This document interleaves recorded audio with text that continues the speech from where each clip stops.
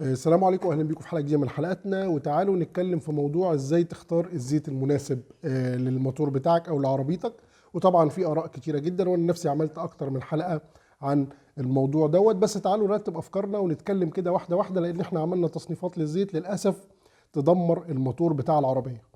وناس برضو الجديده اللي لسه جايبه عربيات جديده او حد يعني ملوش خبره في المجال قوي، فطبعا بيجيب انواع مش مظبوطه او ماركات مش مظبوطه، فالمهم يعني بيبوظ الدنيا. فتعالوا كده واحده واحده نرتب افكارنا ونبدا ان احنا نشوف ازاي هنختار الزيت المناسب. وبعد الحلقه دي ان شاء الله انت بنفسك هتختار الزيت المناسب، مش هتروح لحد ولا هتروح بقى للناس اللي يقول لك انا عامل خلطه والكلام ده كله. وهقول لكم برضو على الاخطاء اللي بنعملها والتصنيفات. طبعا احنا مش بنرشح ماركه معينه، انا بحاول بس ان انا ابين لكم الفرق ما بين الماركات او ما بين الانواع مش الماركات. فاحنا مش بنرشح ماركه معينه، احنا نشرح الموضوع بوجه عام. فمعلش استحملونا، ممكن نكون الحلقه طويله شويه بس عايز اشرح لكم كل حاجه بالظبط. طيب ايه هو الزيت الاول؟ تعالوا كده بينا نعرف وظيفه الزيت ايه، يعني الزيت بيعمل ايه في الموتور، وليه انت بتحط زيت اساسا، وليه لازم تغيره بالمسافه او بحاله الموتور او الكلام ده كله. طبعا وظيفه الزيت اولا اللي هو بيقلل احتكاك الاجزاء الداخليه. فمعنى كده لما يقلل الاحتكاك بيبدا ينزل درجه حراره الموتور، فده طبعا شيء جميل جدا. وهو طبعا بيعمل طبقه حوالين الاجزاء المعدنيه فيقلل التآكل او الويرنج اللي بيحصل ما بين احتكاك الاجزاء المعدنيه ببعض. هو بيعمل زي طبقه عازله على الاجزاء المعدنيه او على جسم الموتور، فبالتالي بيقلل الاحتكاك. يبقى كده تقليل الاحتكاك بيخفض درجة الحرارة، ده اللي احنا عايزينه من الزيت. يبقى دي كده أول حاجة عشان تبقى عارف احنا ليه بنحط أساسا زيت في الموتور. تمام. تاني حاجة ايه هي أنواع الزيت؟ مش هنقول بقى أنواع الزيت ديت، يعني مش بقول لك على ماركات، لا، هنقول على أنواع الزيت اللي هي موجودة في السوق. في العالم كله في 3 أنواع بس. تقول لي لا يا عم ده في ماركات، لا أنا مش بتكلم على ماركة، بتكلم على أنواع. ايه هي الأنواع اللي موجودة؟ عندك زيت تخليقي بالكامل، حلو، زيت تخليقي بالكامل، وعندك زيت نص تخليقي، وعندك زيت معدني بالكامل او زيت اللي هو طبيعي خارج من الارض. تمام. يبقى عندنا زيت معدني، عندنا الزيت اللي هو التخليق النص تخليقي، وعندنا التخليقي بالكامل. تعالوا كده اوريكم برضو عشان تبقوا معاكم وعندكم فكرة عن الموضوع. بصوا لو بصيتوا هنا اهو هتلاقي زيت تخليقي بالكامل. طيب ايه هي ال3 انواع اللي انت بتقول عليها؟ ايه هو التخليقي وايه النص تخليقي وايه المعدني او الزيت اللي انت بتقول عليه التالت ده؟ تخليقي بالكامل النوع اللي معانا دوت اللي هو بيبقى 20% زيت، لكن ال 80% او ال 75% الباقيين بيبقوا عبارة عن مواد معمولة في المعمل عشان تساعد على منع التآكل وترفع من كفاءة الزيت لأعلى درجة. طبعا لما تعرف ترفع من كفاءة الزيت لأعلى درجة، ده طبعا بيأثر على الموتور بتاعك، وبيبقى طبعا بالتأثير الجيد انه الموتور بيبقى دايما اداؤه حلو، الدنيا تمام، بيعيش لفترات طويلة. لو هتعمل له عمرة بيبقى اتأخر طبعا كتيرة جدا، ده لو يعني ان شاء الله، لكن طول ما انت بتستخدم الزيت المناسب الدنيا تمام معاك. يبقى كده اول نوع الزيت التخليقي بالكامل، 80% او 75% مواد معملية معمولة جوه المعدن، و20 او 25% مادة طالعة من الارض. تمام لحد كده الدنيا تمام ومفيش اي مشاكل. طيب ايه هو الزيت النص تخليقي؟ النص تخليقي اللي هو بيبقى 50% زيت معدني او زيت اللي طالع من الارض دوت، و50% زيت من او 50% مواد معموله من المعامل او مواد مساعده على التليين والتزييت، فيبقى 50 50. بيبقى اسمه بلندد اويل او بيبقى اسمه سيمي سينثيتيك اويل، يعني ده زيت شبه تخليقي او زيت نص تخليقي او زيت مخلوط، بيبقى نص ونص. تمام. يبقى كده عندنا نوع 75% او 80% مواد معمليه او مواد يعني بتساعد على التليين الاحتكاك، و50% الزيت بقى الاخرين اللي بنقول عليه المعدني ده زيت خارج من الارض، فيه 20% بس مواد معمليه، يعني 80% زيت. ده اخر نوع بقى. يعني احنا كده قلنا ال3 انواع. اول نوع اللي هو ال 80% مواد معمليه والباقي كله زيت. تاني حاجه 50 50. تالت حاجه اللي هو الزيت بيبقى كله معدني، 20% بس مواد مساعده معاه اللي هي المواد اللي معموله معمليا دي. تمام. يبقى كده عرفنا ال3 انواع. طيب ايه المعايير اللي اختار عليها الزيت المناسب بالنسبه لي، وازاي اعرف انواع الزيت؟ طبعا اهم حاجه لازم تعرفها في الزيت وانت بتشتريه موضوع اللزوجه ده. موضوع اللزوجه ده مهم جدا. عندك طبعا 5 زي ما انتم شايفين كده اهو 35، عندك 10 40، عندك 20 50، ودي معظم الحاجات اللي هتلاقيها موجوده عندنا هنا. في بره طبعا اللي هو 0 20. طيب الخمسه دي بترمز ليه؟ او الرقم اللي قبل الدبليو ده بيرمز ليه؟ الرقم اللي قبل الدبليو ده بيرمز ليه؟ لزوجة الزيت وهو بارد، والرقم الثاني لزوجة الزيت وهو سخن. فاول ما بدور العربيه الصبح بحتاج طبعا حاجه خفيفه جدا، يعني اتقل من ميه، حاجه بسيطه، بعد كده بحيث ان هي تخش في المسارات وتبدا ان هي تقلل الاحتكاك والعربيه لسه بارده. بعد كده لما الموتور بيسخن بحتاج لزوجه اعلى شويه.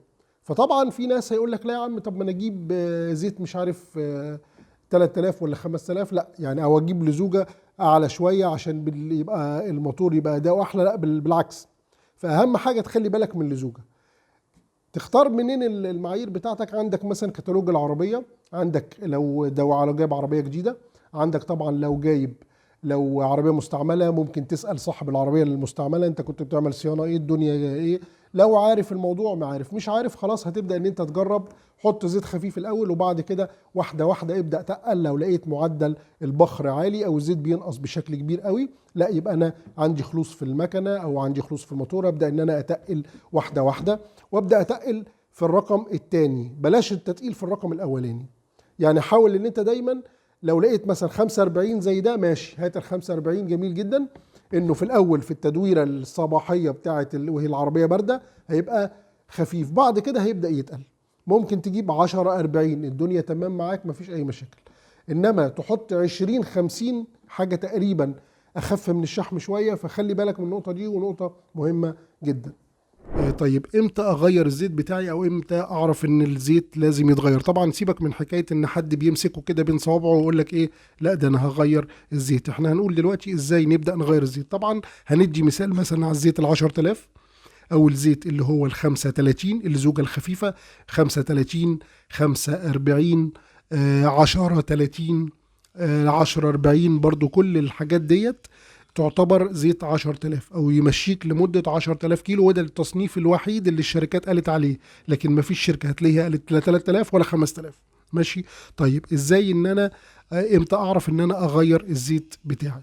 هنقول الاساسي وهنقول الفرعي. الاساسي ان انت لو ما بتعملش ال 10000 كيلو بتوعك يبقى هتغيره سنويا. انا فرضا واحد ما بعملش ال 10000 كيلو بتاعتي، بمشي مثلا في السنه كلها 5000 او بمشي 4000 ابقى كده هو، لا يبقى انا همشي بالسنه، كل سنه اغيره. او انا راكن العربيه او وات ايفر، يبقى كل سنه هغيره الزيت ال 35. طيب انا بعمل ال 10000 بتاعتي، او انا بعمل الكيلومترات اللي الشركه نصحى بيها، يبقى انا هغيره في الوقت دوت بالمسافه بتاعتي، او بان انا مش هغيره 10000، هنزله، احاول انزله على 7000 او 8000. المهم غيره قبل ال 10000 شويه. ليه؟ لان طبعا لو انت بتمشي في الاشارات مثلا، بتمشي في وسط البلد، بتمشي في اماكن على اول تاني، او سرعات اقل من 30 كيلو او اقل من 40 كيلو، بتبدأ ان انت يعني مش ماشي خطوط مستقيمة، لا يبقى ساعتها هعمل الوقت بتاع ان الزيت بيغلي وانا واقف. مثلا ساعات ناس مثلا بتضطر تقعد في العربية شوية، تشغل التكييف، يقف له بتاع نص ساعة، يقف له ساعة. طبعا دوت لازم يتحسب معاك، ما تقولش لا مش هحسبه، لا ده لازم يتحسب معاك في الموضوع بتاع الزيت دوت. فيبقى كده، يبقى في الوقت دوت هتغيره، لا الا بالوقت، لا الا بالمسافه، لا الا بالسنه، كل سنويا لو ما بعملش الكيلومترات، لا الا هغيره على 7000 كيلو او على 8000 كيلو. المهم ان انا ما اوصلش ل 10000 كيلو. وطبعا زي ما قلت لكم، اللي بيمشي في خطوط مستقيمه، يعني مثلا حد بيروح شغله 50 كيلو رايح 50 كيلو جاي، ما فيش على خط مستقيم، ما بيقفش في اشارات والكلام ده كله، لا ده طبعا المشي المريح للعربيه. انما اللي بيقف في اشارات ويطلع كباري ويمشي بالراحه وسرعته بتبقى اقل من 50 او اقل من 40، لا الكلام ده كله طبعا لازم نعمل حساب هلك الزيت. وهتلاقي حتى لو انت عامل يا عم ان شاء الله 3000 كيلو على الزيت ال 10000، هتلاقيه اتحرق بسرعه. لو انت بتقف مثلا في اشارات، او ان انت بتقف في اماكن تستنى حد وتشغل التكييف، الكلام ده كله هتلاقي الزيت حتى اتحرق من الموضوع ده. فدي تعتبر من معايير ان انت تغير الزيت بتاعك. طيب سؤال تاني، هل انا مثلا جايب العربيه زيرو اهوت وتمام والدنيا تمام وحاطط زيت 35 والدنيا تمام معايا. طيب هل انا مثلا لو العربيه بقت 50,000 كيلو او 60,000 كيلو او 100,000 كيلو حتى، ابدا بقى زي لما الناس بتقول لي اتقل الزيت واعمل والكلام ده كله؟ طيب ده برضو هيتوقف على حاجات كتيره او على عوامل كتيره. فرضا انت بتعمل صيانتك والدنيا تمام، بتغير الزيت في مواعيده، ما بتتاخرش في غيار الزيت، اي حاجه في العربيه بتجري عليها في الموتور بتحصل بتجري عليها، بتبدا ان انت تهتم بكل حاجه، لا يبقى انا في الحاله دي لو الدنيا تمام معايا والسحب زي ما هو ما نزلش او ما حصلوش اي حاجه، السحب بتاع العربيه ما فيش صوت، ما فيش رجه، ما فيش الكلام ده كله، كشفت عند حد من ميكانيكيه او الكلام ده كله قال لي لا الدنيا تمام والموتور ما فيهوش خلصات ولا في اي حاجه، لا يبقى انت استمر طول عمر العربيه. وده النصيحه حتى بتاعت الكتالوجات، استمر طول عمر العربيه ان انا على نفس الزيت وعلى نفس اللزوجه، لان طبعا اختيار اللزوجه زي ما قلنا اهم حاجه. طيب واحد تاني يقول لي لا يا عم انا ما بعملش صيانتي في ميعادها، مش مهتم بالعربيه، ده جابت مني طقم شمبر قبل كده، ده جابت، لا يبقى ساعتها ممكن تتقل شويه، لان انت يعني عدم اهتمامك بالعربيه ادى ان حاله الموتور تسوء شويه، وده طبعا ممكن ساعتها تبدا تتقل شويه، او على حسب بقى انه عمر العربيه بقى خلاص وانت مش مهتم بيها. لكن انا اعرف ناس معاها عربيات بقى لها بال 15 سنه وبال 20 سنه ولسه مستمرين على نفس اللزوجه اللي هي ال 35، لان هم مهتمين بالموتور ومهتمين والدنيا معاهم تمام. فده طبعا شيء مهم جدا.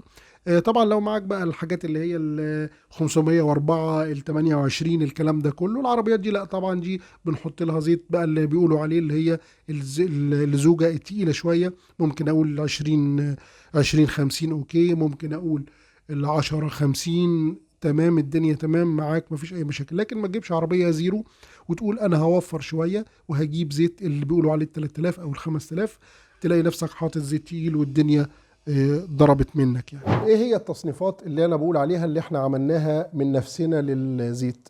اولا قال لك في زيت 10000 وفي زيت 3000 وفي زيت 5000. طبعا ما فيش حاجه اسمها الكلام ده يا جماعه، والكلام ده غلط، واللي هيشتغل في عربيته على هذا الاساس لا انت كده هتدمر موتور عربيتك. وعندنا فعلا مثال حي في القناه، حد كان عنده عربيه اي 10 وكان مصمم برضه اقول له حط زيت 10000 او زيت اللي هو ال 35، يقول لي لا انا يا عم هحط معيش فلوس فهحط ال 5000 دوت اللي بيقولوا عليه، يمشيني شويه وابدا بعد كده ان انا اتقل اجيب زيت تاني لما يبقى معايا. فطبعا العربيه صاحب العربيه الاي 10 والاي 10 هتلاقيها عندنا في القناه، هحط لكم برضو الرابط بتاعها فوق على الشمال في حرف الاي عشان اللي عايز يتفرج على الحلقات بتاعتها. طبعا حط الزيت اللي قال عليه دوت، وبعد فتره عمل عمره للموتور، وللاسف بعد ما غير العربيه كلها وجاب عربيه تانية اكسنت ار بي برضه بيعمل نفس الموضوع. وقلت له على فكره العربيه التانية دي هتعمل زي العربيه الاولانيه، برضه الاكسنت الار بي الجديده دي هتعمل زي التانية، طبعا جايبها مستعمله يعني. فالمهم مفيش حاجه اسمها 3000، مفيش حاجه اسمها 5000، دي تصنيفات احنا اللي عملناها وتصنيفات غلط. فيا جماعه ما حدش يمشي على التصنيفات دي، التصنيفات دي غلط. ان انت يقول لك ايه انا معيش فلوس، طب انا همشي بال 3000 دلوقتي، وطبعا عربيته تكون جديده ولا حاجه، شكرا يحط زيت تقيل زيت معدني، فطبعا يبوظ الدنيا خالص. لو انت جايب عربيتك ما شاء الله جديده والدنيا تمام معاك وكل حاجه خلاص زي الفل، اول حاجه هتبص على كتالوج العربيه. تمام، يبقى اول حاجه ابص على كتالوج العربيه. لو انت جايب عربيه مستعمله اتاكد واسال صاحب العربيه اللي انت جايب العربيه المستعمله دي منه، انت كنت بتحط زيت ايه؟ قال لك لا يا عم والله ما اعرفش، ده انا كانت الدنيا تمام وبحط اي زيت وماشيه معايا. لا خلاص، يبقى احنا واحده واحده هنبدا ان احنا نجرب زيت خفيف الاول، بعد كده نبدا نجرب زيت تقيل.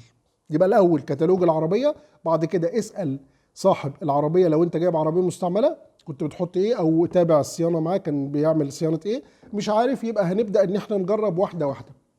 بعد كده ممكن تخلي الميكانيكي يكشف لك على العربيه وتبدا تشوف برضو العربيه حالتها ايه او الموتور نفسه حالته ايه.